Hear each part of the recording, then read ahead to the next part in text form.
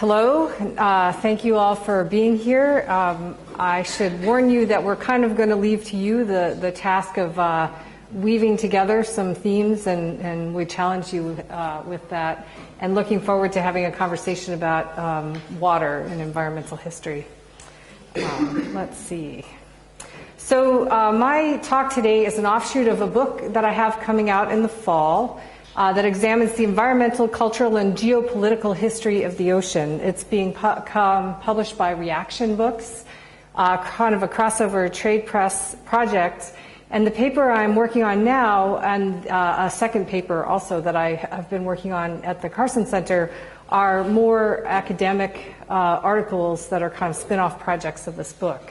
So today I'm going to be talking about the legacy of the cultural construction of the ocean as a frontier in the 1960s. I'll say more about that in a moment.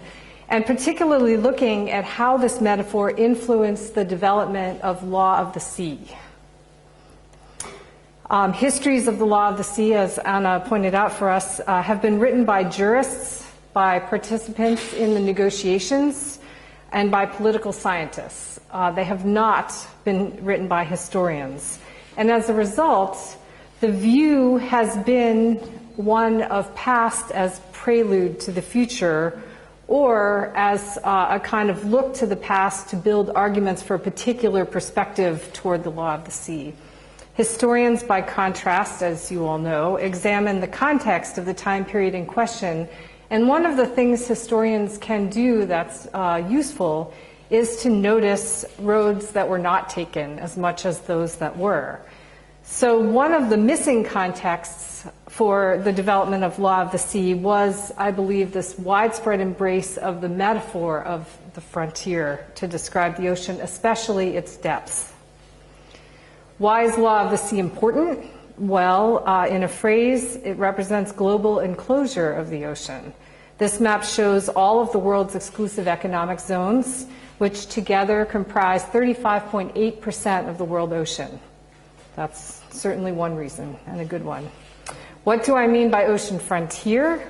And I'm not going to be reading my quotes. I'm just going to be talking about them. If you miss them, there's a recording. But that will compress my talk a little. So people who might be called ocean boosters, who include scientists, popular writers, the media, engineers, industrialists, leaned on the metaphor of the frontier to describe the undersea realm. This quote is an example of one that comes from an engineer and author of a popular book called The Bountiful Sea, describing the ocean as a frontier. And this is one of many, many, many, many pieces of evidence that I could show you, so I hope you'll believe me that this was pretty widespread.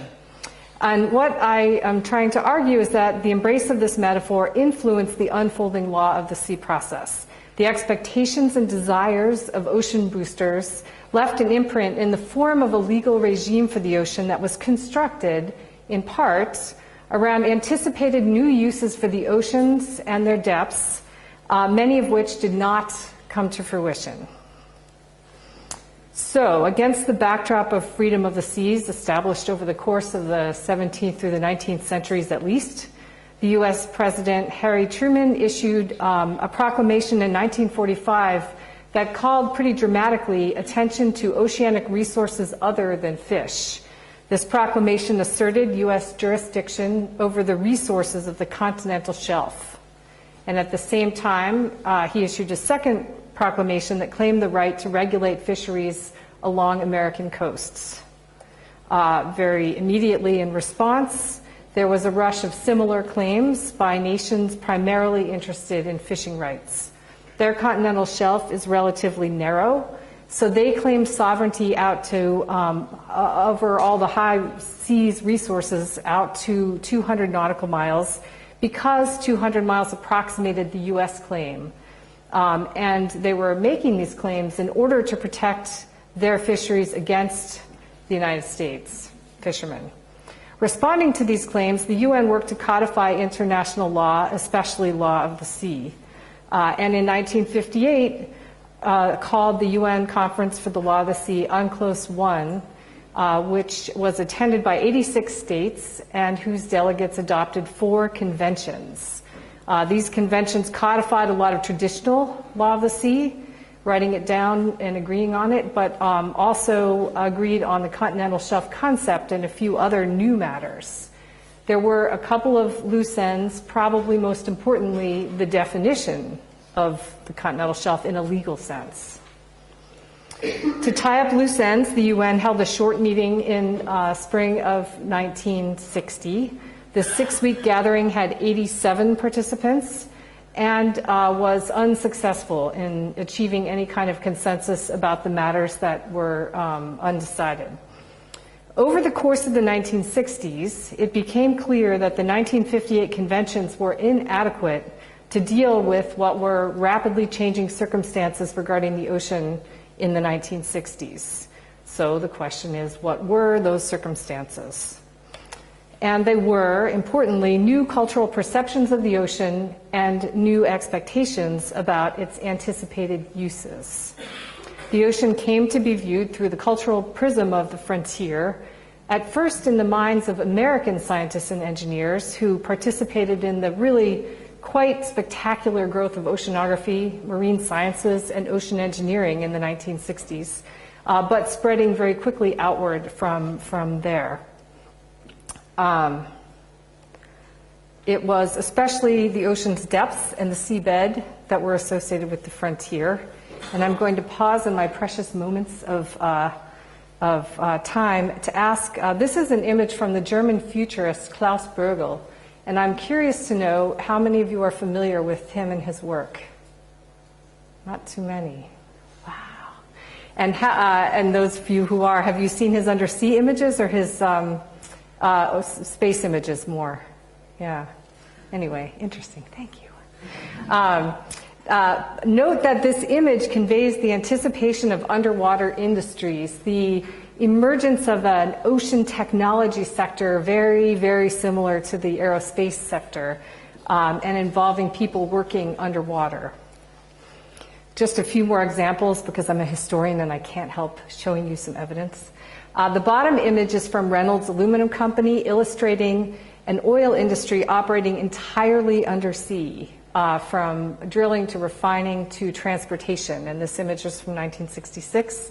And the drawing in the middle is a proposed, though not built, offshore structure for the Scripps Institution of Oceanography that would enable so-called man-in-the-sea research and would also provide a model for appropriate offshore engineering.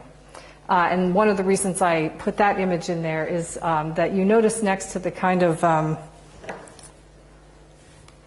Jetsons-looking structure, the log cabin, and the cactus. So I'm not entirely making this stuff up. All right, so ocean boosters believe that the ocean's resources were, for all practical purposes, limitless.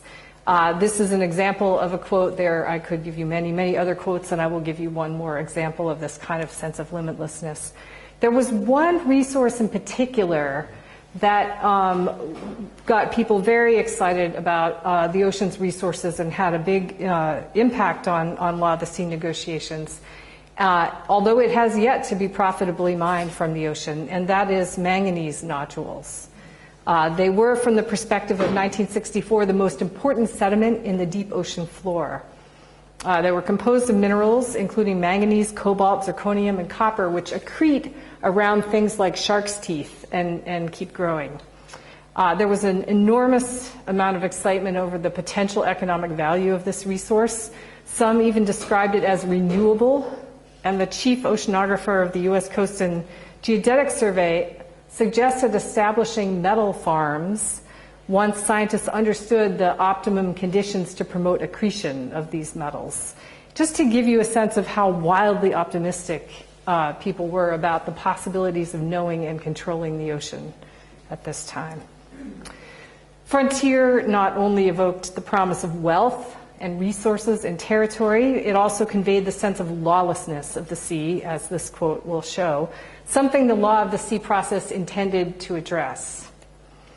At the height of this backdrop of limitless wealth imagined to be conveyed imminently from the deep ocean, in 1967, Arvid Pardo, the delegate from Malta, presented a proposal to the UN that the ocean's resources, In regions beyond those under national jurisdiction, whatever that definition ended up being, he wasn't saying, he just said everything beyond national jurisdiction should be reserved for peaceful purposes, much like space and Antarctica, and be used to promote the interests of all people on Earth.